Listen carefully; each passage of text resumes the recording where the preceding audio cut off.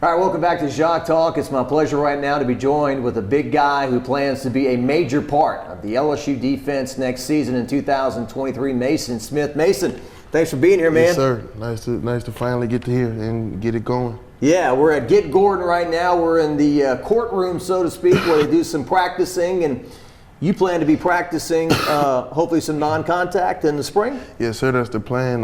Everything's going as planned. All my progress has been good. Up to this point, I'm kind of far ahead a little bit, you know. So yeah, just getting back into it, just getting that spring practice and individual drills, but not as much contact like you said. Yeah, but putting the uniform on again. Yeah, for sure. And hitting some sleds. Yeah, hitting some sleds, hitting some bodies during individual, but other than that, I'll be chilling. Well, tell me about how you attack this whole process. I mean, I was very impressed with you throughout the year. I would see you when the team, in Tiger Stadium was about to play a game. You were out there when they're warming up, trying to participate in as much as you can. And then when the team went to Orlando for the Citrus Bowl, you made the trip and participated in as much stuff as you could there as well. Yeah, for sure. It was all really just about coming back stronger than I was when I left out. And that's been the biggest thing for me. A lot of the times when I'm doing certain things or working out or rehab and then it gets hard, I just try to think to myself like, this is what I want. And there's a standard, there's a bar that I set for myself, and if I don't uphold that standard or get to that bar, then I just beat up on myself. So it's just really been about coming back stronger and attacking the rehab and not just going through. It's kind of like, I remember somebody had told me, he was like, lift up your arm. And I lifted it up.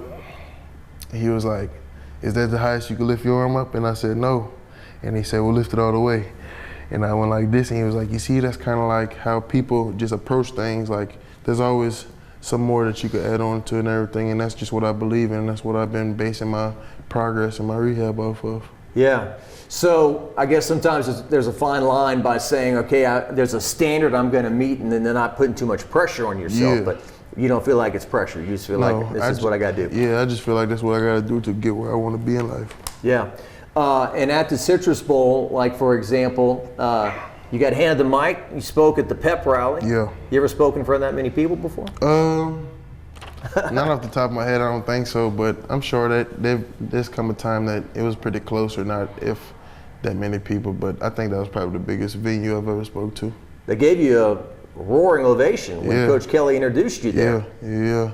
It really helped. Like things like that just really been very eye-opening to me, just with me getting hurt and everything. Feel like kind of like some people forgot about me, but then going to do that, it just really just lift up my spirits.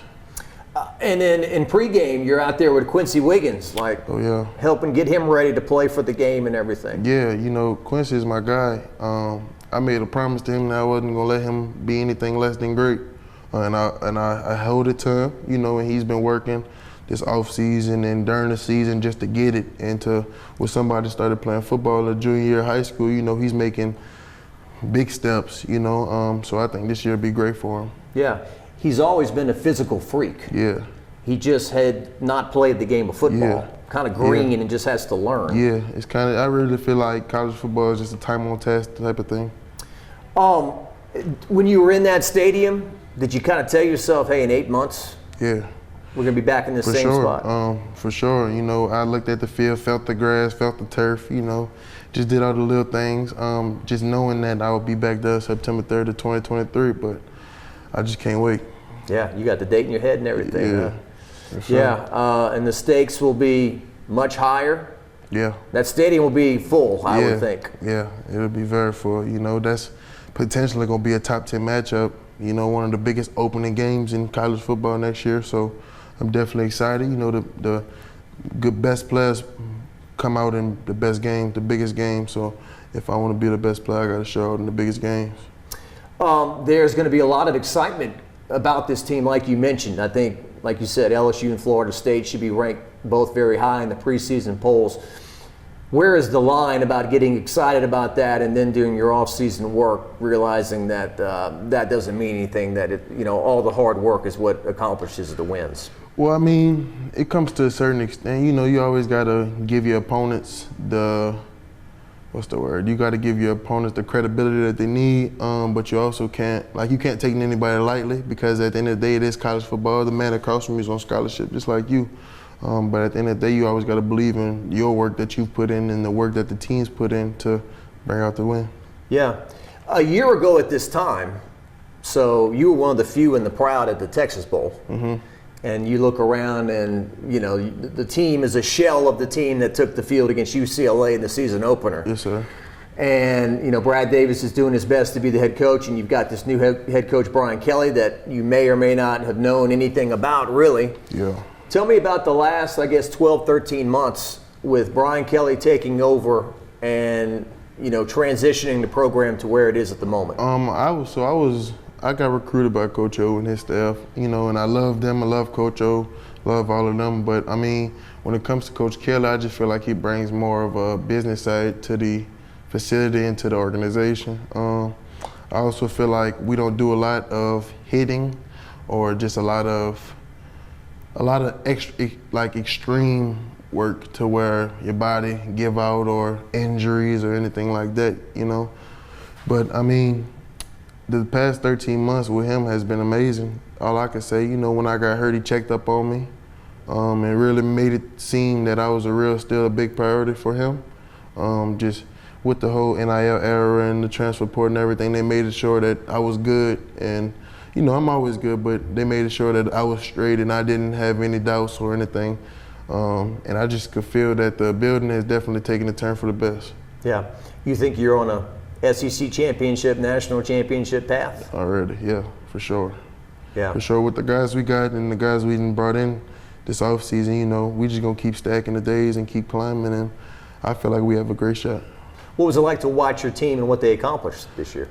It was real hard for me, you know, just because I've never missed a football season since I was 6 years old. And this will be my first one that I missed, but, you know, I learned a lot from it also.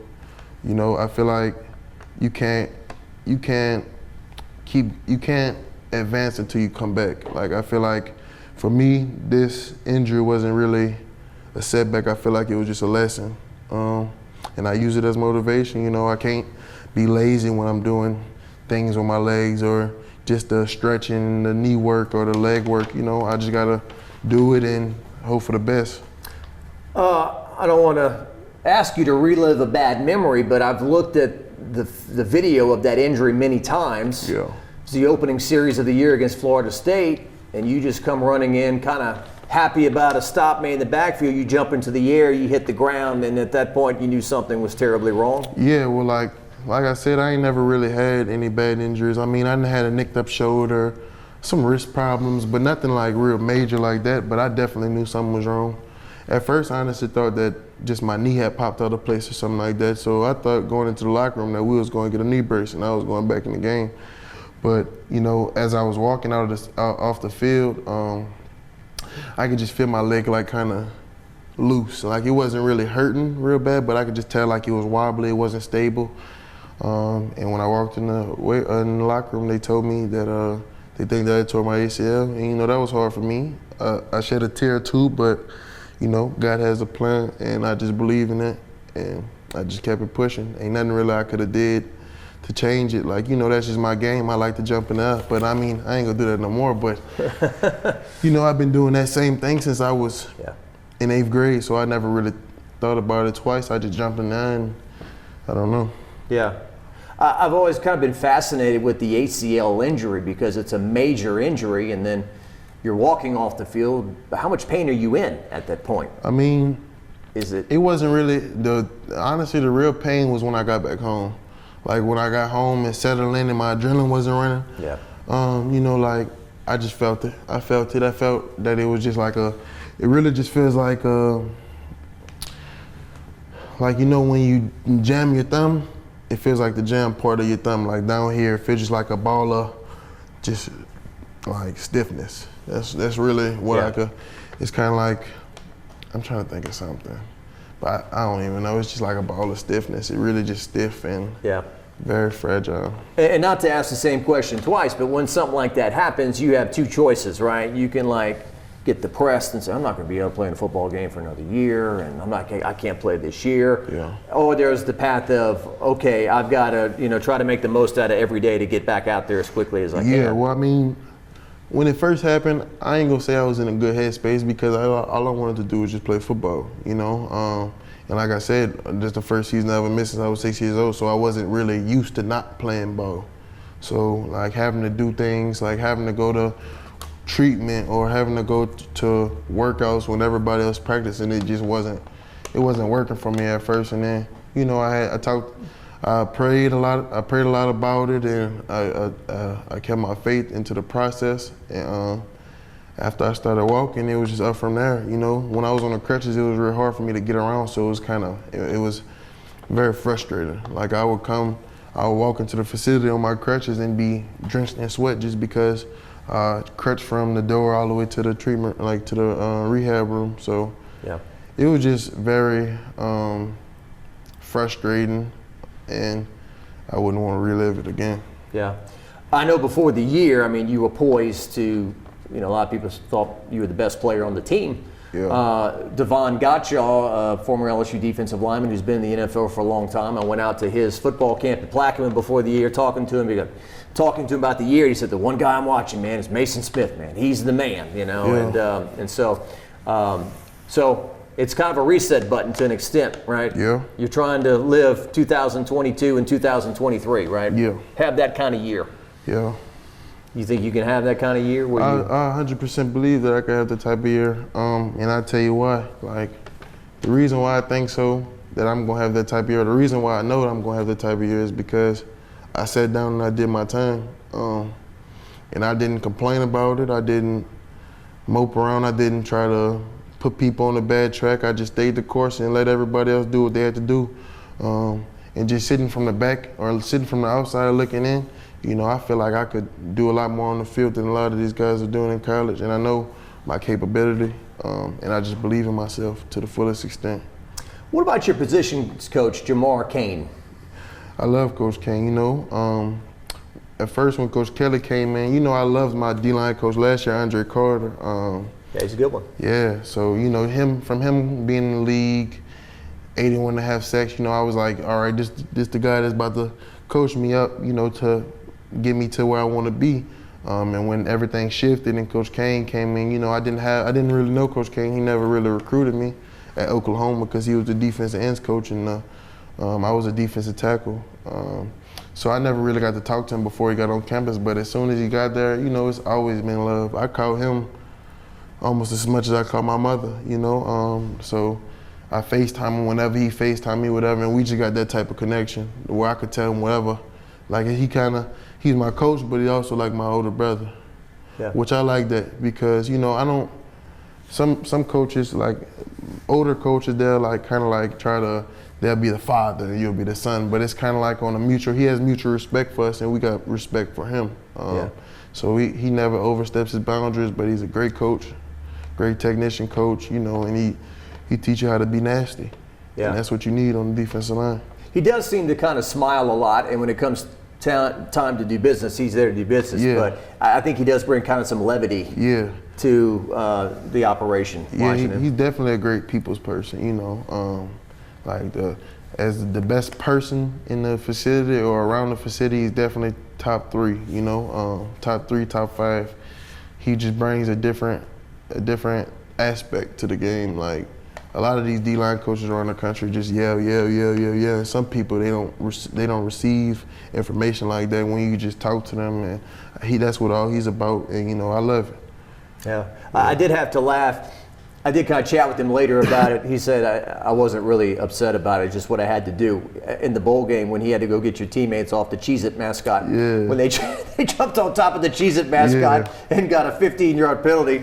Coach Kelly's like, come on, we need to get these old guys out of the way and let these guys have some fun. Don't throw a flag on that. But did you laugh at that moment? I did. I actually, I was trying to get over that as fast as I could, but at that time I wasn't moving around as good. But I seen the videos and everything. It was very funny. Yes, sir. Matt House, the defensive coordinator.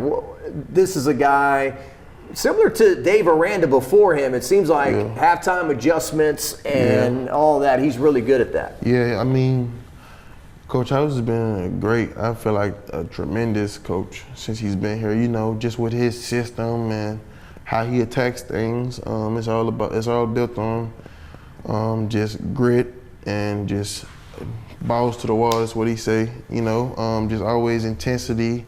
You know, playing fast, playing free. And I just feel like with his system and his type of coaching style, that's what we need on our defense, just to keep players straight and in line. And that's why I think we performed pretty decently this year for the players that we had on the field with the injuries that we had. I feel like we performed very well on the defensive side of the ball.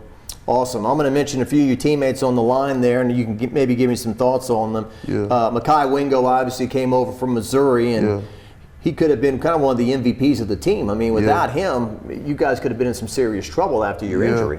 I definitely salute my guy, Mekhi. You know, that's my guy. That's my guy. You know, when Mekhi first came to visit here, I actually brought him on I was his host for his official visit just because we're the same age, same class and everything. But I think that the addition of Mekhi has helped the team out tremendously. You know, just not only on the football field, but he's also a very a leader, you know, and people follow behind him, and he plays with his heart bigger than his body, you know. He might be not the biggest guy, but he's gonna get in there and do his thing, and I respect that from him tremendously, especially with me going down. He didn't complain about how many reps he was getting, you know. And one game, I think he had 82 snaps, and that's just unheard of in college football for a defensive lineman. He never complained. He stuck in there and he played every single snap. And that's what we need to win national championships. And I wouldn't want to play alongside anybody else. Yeah, and it's kind of been out there that he's maybe had a shoulder thing, and he'll be back in the fall. Yeah. I know he just had a procedure done to his shoulder, but he'll be fine. He'll be more than fine. Yeah. Savion Jones, we covered him at St. James High School. He was our Warwick Dunn Player of the Year. Yeah. And we really saw him start to flash last season. Yeah, you know, the thing with Savion was he just needed to get bigger, and his body needed to grow into the college weight room, and you know. But this year he definitely showed flashes of what he really can do every play. And I think it's just a start for him. You know, that's been my guy too. They got a picture of me and Savion my junior year at St. James, a photo shoot that we had for the Tri-Parish newspaper, you know. So I've been knowing Savion since we was about 10th grade, you know. And we used to actually scrimmage St. James High School in the summer, every summer, my whole high school career. So I've been knowing Savion, but I think he's in for a very big season next year. Yeah, real quick, they take football serious down there. High school football, that's not like, because it's high school and not college. the fan bases at those schools are, they expect. Yeah, they do a lot of stuff on game day, you know, with horns, fireworks, whatever it may be. They got tailgates before the game, everything. It's almost like a smaller college atmosphere, honestly. Yeah. No doubt. Jacoby and Guillory from the central part of the state, right? Yeah. Sinlaw. I'm sure he wants to continue to improve and make a bigger impact this year. Yeah, you know, I've seen Tank make very big steps. Just because, you know, I feel like with Tank, it was just more of time on task. And, you know, he hasn't, with the guys that we've had in the past couple of years, he hasn't really got his time to shine. And I feel like now is his time. Just with his mixture of strength and speed, you know, because Tank moves very well for how big he is. And just with his strength and speed, I think Tank can take his game to the next level this year. And I think from watching him in the bowl game and just seeing him progress in block recognition and everything, you know, I feel like he'll take off this year also. Yeah. I just feel like as a group, we just all gonna take off. Yeah, and I want to talk to you about some of these other additions. We talked about Quincy Wiggins already. Transfer portal, the coaching staff really hit it hard. You've got Jalen Lee from Florida, who played at Live Oak High School here locally. Yeah. Paris Shan from Arizona, Braden Swinson, Oregon, Jordan Jefferson, not the quarterback, from West Virginia, and Ovi Okafu from Texas. Yeah. So those are all guys that, you know, Mekhi Wingo won't have to play 82 snaps, or you play 82 snaps. Yeah. You'd play 100 if they let you, right? Yeah. But, you know, like the Texas A&M game, for example, this year, it looked like guys were maybe wearing down and getting pushed around a little bit. Maybe with all this depth next year, that's, you know. Oh, for sure. You know, just I feel like last year, just with dudes were just by myself not being out and younger dudes not being ready to play on the college level yet, we had to depend on really 2 or 3 dudes to do everything in the middle. And like you said, in the Texas A&M game, I feel like it just was a lot of wear and tear on their bodies, just from the whole season, not just from the game, the whole season. You know, you playing 82 snaps a game, you gonna get tired, your body gonna get beat up, you know? So with going in the portal and adding depth to our room, I think is good for us, you know, just having different guys, different faces, different play styles in the game. I think it'll be a big help going against offensive linemen in the SEC. Yeah, because you're not the same player, Florida State, that you are A&M. Yeah, no, not at all. After all that. Not at all. Not at all. Do you keep up with the recruiting class, like the guys they sign and stuff? I mean, a little bit. Usually the only ones I really know, honestly, are the ones that they ask me to take on a visit. But other than that, I mean, like, from the guys that just came in, Deshaun Womack, Jackson Howard, I had both of them on their official visit, so I know both of them real well. Yeah. And like some of the transfer guys, Swint, I had Swint on his official, that's my guy. Paris, that's my guy, I had him on his official. But all those guys are cool though. But I haven't really looked at the recruiting or anything yet so far. Yeah, I was just going to say, so Deshaun Womack, as you mentioned, 5-star edge from Baltimore, Maryland. Jackson Howard, 4-star edge from Minneapolis, Minnesota. And then Dylan Carpenter, 3-star edge from Sandoval, from down the road here. Yeah. Blue collar worker, so he joins you as well. Omar Spates, the linebacker from Oregon State. Yeah. Guys can be backing you up here. That was really legit. Yeah, I actually seen his stat line, and it was real impressive. You know, I know when he hit the portal, I seen it on Twitter, and it was just, I think he had like 200 and something, like 270 something tackles or something like that from his career, and I just, you know, that's a lot of tackles, you know, and especially in the college game. I think that's going to be a big get for us, you know, just to have some depth at the linebacker position too, and he'll be kind of like the older guy in the room, you know, with all those other dudes, Mike Jones, Michael Baskerville, all those dudes leaving. I think he'll be I think he'll take our co-op with the leadership role in that room for sure. Harold Perkins, when you watch him and the impact he had on the team this year, you know, another guy that some people said, you know, defensive MVP. Yeah. The Arkansas game, for example, when you guys didn't score a lot of points. Yeah. He was. They took one of his sacks away. He had 4 sacks, then it went to 3. But anyway, he forced a game-winning turnover and stuff. What's it like watching him, playing with him? I love watching Perk, man. That's my guy. You know, that's since Perk's been in school, you know, he been hanging around with me, JACQUES, Major. We was just all hanging around and just. We kind of took him under our wing, you know, just to show him the way. But his game is amazing. You know, I was kind of telling him, actually, before that Arkansas game, I was like, we was watching film one morning, you know, because sometimes he come ask me, like, what I think about his game, you know. And I remember I told him, I was like, that dip move that he was using on attack, I was like, use it. He can't bend. Like, you're a lot faster than him. Just use it, and you gonna have 5 sacks. That's why I told him. I said, use that Perk, you're gonna have 5 sacks. And I actually showed him a clip, Michigan State linebacker, Jacoby Wyndham from New Orleans. I showed him his clips, but his game is amazing, you know, just how he flies to the ball. I've never really seen anything like it, you know, and I think Perk will be amazing. I think he's gonna continue to grow and be that guy. Appreciate all your time. A few more things with the great Maason Smith. By the way, and I told him this, you know, sometimes for whatever reason my brain wants to say Mason Taylor or vice versa when I'm talking about Mason Taylor. Yeah. The 2 big Masons on the team. You have 2 A's in your name. Yeah. You told me there's a story behind that. Yeah. Okay, so when my mom was pregnant for me, she had a coworker. I don't know her name or anything, but she had a coworker and she was pregnant also. So we get to like around when I was being born, and my father actually wanted my name to be something different than what it is today. And my mother wanted Mason. Well, my dad didn't really like the other woman that was pregnant, her husband, and she was naming her son Mason. So my dad was like, if you name him Mason, it can't be spelled like that one. So that's where the extra A comes into play. There you go. There you go. Your mom's a doctor? Is that right? Yes, sir. Okay. Yes, sir. She's a family doctor in Jackson, Mississippi. Does she stay on you about your academics? Oh yeah, my mom was a straight A student. She went to Xavier out of high school, 4.0, and then she went to LSU Med School. So she and my grandmother, she's the same way. They both academic freaks, so I gotta get it in how I get it. They want you to tackle that running back and sack that quarterback, but you better get that degree too. Oh, huh? my mom always tells me that before she dies, she want me to have the degree in my hand, no matter about the football. Like football always football gonna come and go, but you could have that degree last forever. You know, that's what she always preached to me. Yeah. Well, if you're a first-round draft pick a year from now. Yeah.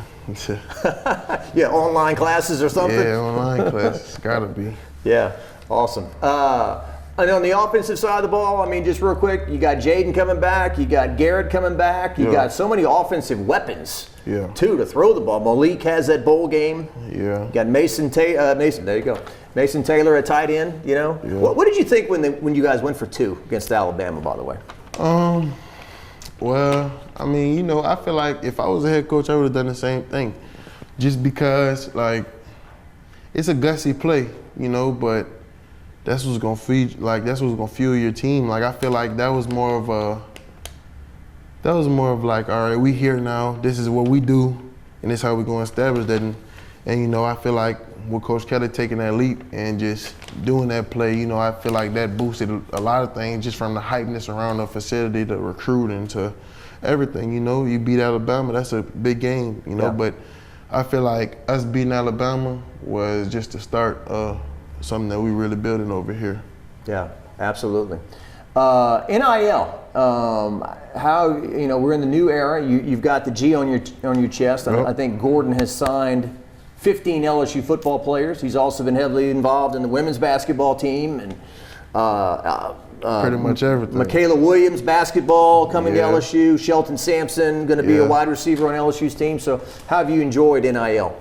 I've definitely enjoyed it a lot. You know, it's just kind of doing things that I haven't been able to do, or just doing little stuff. Like I remember with the Canes deal with Mr. Ty Graves, you know, just working the Canes like the drive-thru or something like that. Like it was just different, you know, different things, or just like the bike giveaway, you know, just doing things for the community, doing commercials. I've never done that, like makeup on your face before shots, and like all that stuff is just different, you know. But I feel like it's a good way for, especially like a kid like me, just to get into, like, stick your feet into the pool a little bit before you really got to jump in, you know, just dealing with money, or just the concept of money, dealing with, like, now you can have agents now with the NIL representation. Just, I feel like it's a lot of good that comes out of it, but it's also a lot of bad. Like, I feel like just working with agents early on to get your team ready, so when it come draft day, you don't got to boom, boom, boom, boom, boom. You already know this person, you trust this person, so they're on your team. But it has been becoming a big problem with the recruiting, and I didn't see that. You mean like pay per play? Yeah. Like, just offering huge amounts of money and nothing in return? Yeah, like you just can't, like I feel like with the thing with kids coming out of high school, like you just don't know what type of player they're gonna be. Like everybody good in high school if you're on this level, you know, you can't. So like just, they telling all these kids, like the kid that was going to Florida, like they told him $13 million and he hadn't even played a game of college football. Like you don't know if that kid gonna be terrible when he get to college. Like you don't know if it'll translate. So like, and I know they're not giving these kids that much money, like $13 million, that's. Yeah. And and if you're an established player already on that team, like how does that make you feel? Yeah, if the dude that didn't even touch the field yet making more money than you, and you established in the SEC, the SEC East or the SEC West, like, you know, that'll just turn, that'll either make you have to pay them more money or they're gonna leave, because this transfer portal is true and it's open and people are trying to get kids out of there. Yeah. LSU, you guys have handled it well, you feel? Yeah, I feel like for the most part we've definitely handled it well, you know. Not a lot of bickering and none of that, like, you know, I mean, I know for me, like, I'm not worried about nobody else. I got all I need and I'm ready to get to it. Like, I'm ready for ball. Like, if I feel like this NIL is also like taking a lot of guys' focus off of ball and just about money. Like, if you ball, you're gonna make a lot of money. That's just that's how the game go. And I just feel like kids are losing their focus for that. Yeah, and it all will take care of itself. Yeah. And not to get too in the weeds on this, but there's a lot of kids coming out of high school who can't find spots now. Yeah. Because of transfer portal yeah. and all that. Yeah, so you're forcing these kids to go to places that they don't want to go, or having to commit somewhere early on, like, you know, and you stopping their recruiting process. It's just, I don't know, there's good things about it, but there's also a lot of bad things about it that I think that we need, or the college, the NCAA needs to regulate. Well, let's talk about one of the good things about it. Grubbing with G. Yeah. So apparently you were the debut on Grubbing with G. You went to Lit Pizza with Gordon? Yeah. That was actually my first time at Lit Pizza. I loved it. Barbecue chicken pizza smacked. It was so good. Yeah. It was good. They thin crust kind of, right? Yeah, a little bit thin crust, but honestly, I always kind of give my pizza a little thin crust, but it was great.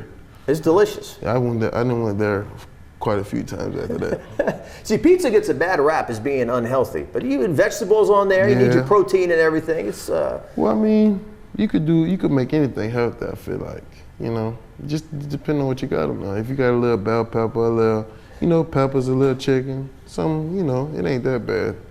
It ain't that bad. Well, you from the Thibodeau area, I mean. Yeah. You know, nothing's too spicy for you, right? Or is it? No, not really. You know, I actually like spicy food. You know, like you said, just growing up down there in the Homeland Thibodeau area, just a lot of spicy food. So I'm just used to everything. But I didn't had my palate. I love food, so my palate always expands every day. If they got something new that I could try, I'm trying, for sure. You a crawfish eater? Yeah, for sure. So we can throw like 20 pounds in front of you, and you're gonna wipe them out? I could eat 12. I can eat 12. I believe it. I can eat 12, but I don't really like crabs though. I like crawfish. I don't really like crabs. I like shrimp. Crabs just take too long. It's a complicated. Yeah, like how do you peel? How do you break them open? You gotta crack the top. I mean, break the back. Then you gotta crack them in half, and then get the meat out of this side. Get them in. It's just too much. You know, I just like to get straight to it. Bring them to you already. Yeah. You know. Yeah. All that taken care of. Finally, have you watched the LSU women's basketball team? I've been watching a lot of it. I definitely can't wait to watch. I think they're going against South Carolina on February 12th or 20th, something like that. 12th, you got it right? Super Bowl Sunday too, by the way. Yeah, that's going to be a big game. Yeah, that's going to be a game. That's going to be a good game. Just really just see how the girls do against the, you know, because everybody been talking about how they haven't been playing anybody or anything, but they blowing these girls out. Like, it ain't like it's a close game. Like, yeah. So regardless, you got to give credit where credit is due, and I think they'll show a lot of people why they're one of the best teams in the country. You think Kim Mulkey could coach football? I think she can. I actually seen a video, I think it was last night, of her just stomping the ground and yelling, and yeah, I definitely think. I've never met her, but I definitely think she can. Well, all right, exciting times at LSU. Football team going into next year. We got a baseball team that's preseason #1. We got the women's basketball team. Softball is about to start, and gymnastics is going to rally, and men's basketball is going to get it straight eventually as well. And I appreciate your time, man. Yes, sir. Yes, Big sir. Maason Smith. Yes, sir. All right, appreciate you.